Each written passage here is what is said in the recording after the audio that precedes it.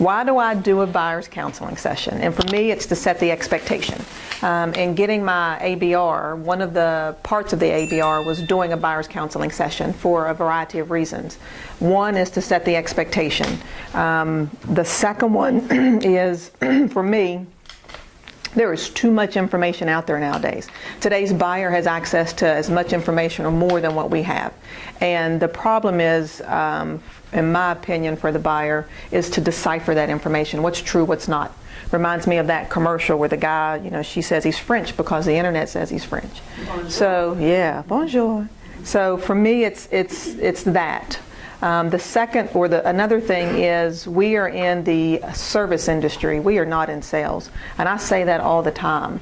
Think of a realtor as no different than an attorney or your bookkeeper, your CPA. We are not selling people houses. We're actually servicing them.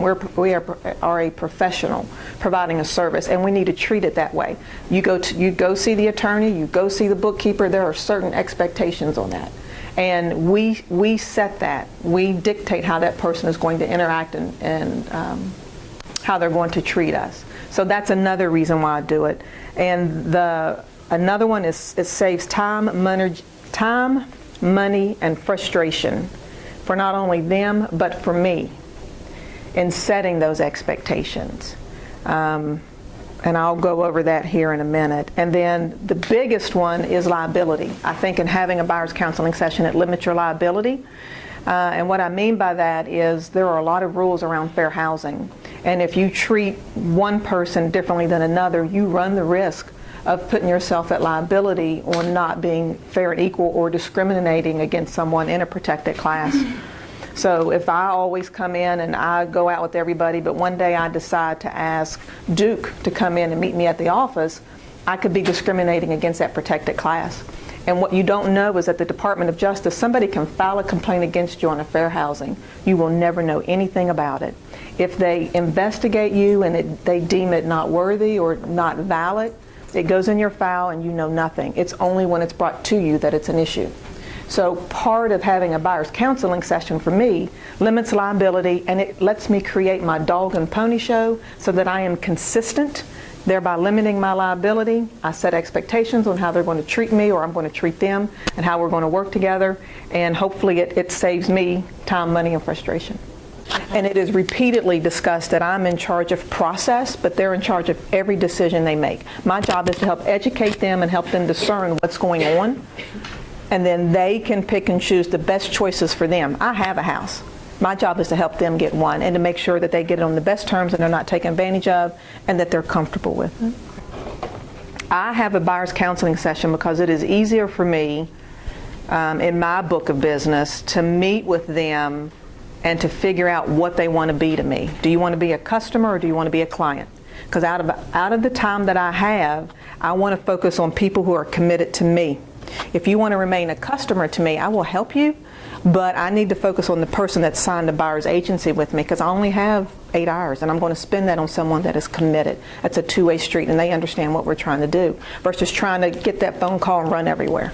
And you explain that to them in buyer's counseling session? I set the expectation when we go through it. Okay. Everybody in real estate kind of chameleons to who they're dealing with and what's going on. So if you're upbeat, I'm going to be upbeat. If you talk slower, I'm going to talk slower. You adjust to where you need to be. Are you a customer or are you a client? And then I actually go over what the difference is. And what you have that old car stuff and what my responsibilities are. And it's kind of like your notice of agency. I'm only required to treat you fair and honestly, with reasonable skill and care, provide you with a copy of everything that you sign. I cannot discriminate against any of the protected classes, and I have to provide you with a legal copy or present our offers in a timely fashion. Other than that, as a customer, that's pretty much all I owe you.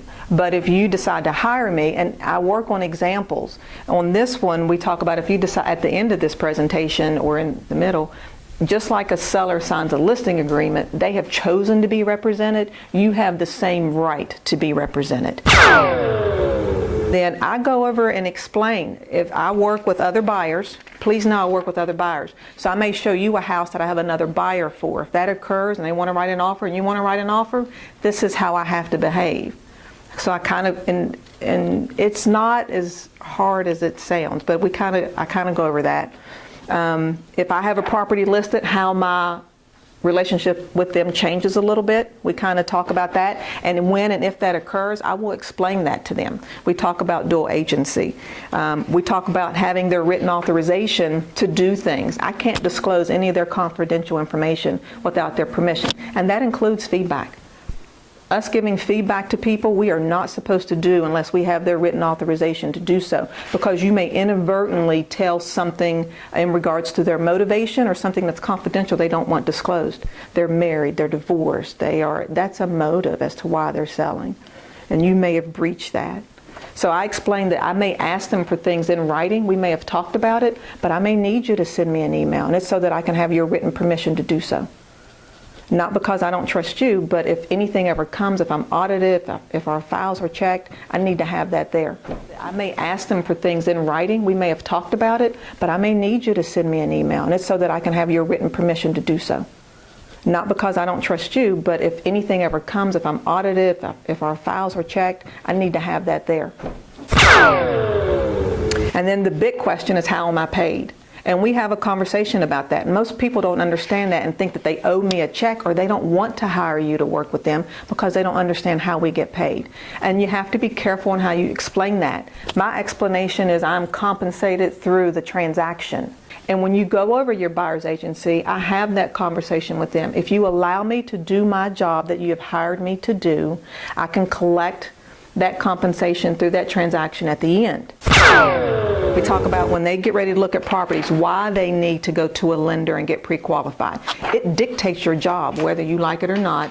If they're getting a USDA loan, there's no need to look in the city of Charleston.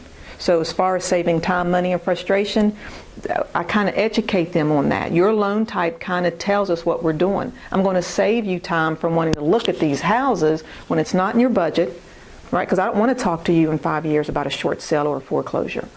If it's not, doesn't meet your loan type, and when we get ready to negotiate your offer, you may need closing costs. We may need to know that. But if I negotiate an offer and then you go to the bank, those two may not match. So it's important that we do that, and this is how buying a house works. This is the process on it. Then we talk about we're ready to go shopping, and that I'll respect their budget and all that lovely stuff. How we select and look at properties. When we do showings, we kind of go over the rules of showing. You can't just go up and go through everybody's house. There's a process for that. How appointments have to be scheduled. You can't call me because you're sitting out in front of the house wanting to see it.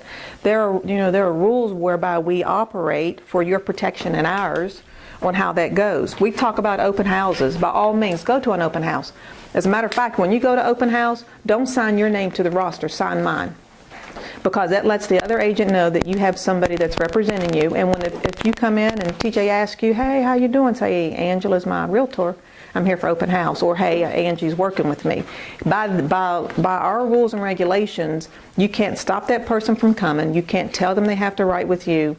You can't do anything to interfere with that relationship. Once they have disclosed that to you, you can't do that. You're in violation. And I could file a complaint against you if you so choose. And I tell my people, if they tell you anything that's odd, get a card. Let me know who it was. So we talk about for sale by owners. We are still able to help them, and it is clear in here. Even though the seller does not want representation, you don't have to give up your right to it. All right? And there's a way that we can negotiate that offer that includes the fee that you owe me for what I'm doing for you. Because when you go over the buyer's agency with them, it talks about getting your money from MLS and then anything that's not in MLS. You set a percentage on that. So allow me to do what you've hired me to do, and I can collect that for you.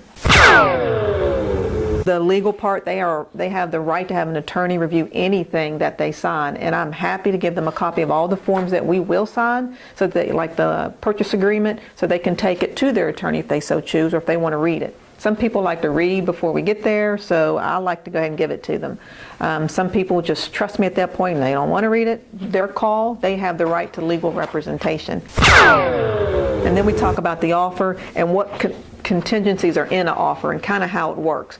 And I don't spend a lot of time on it because when you get ready to write an offer, that's when we go over it. And then I do explain to them that any offer that they present is not confidential.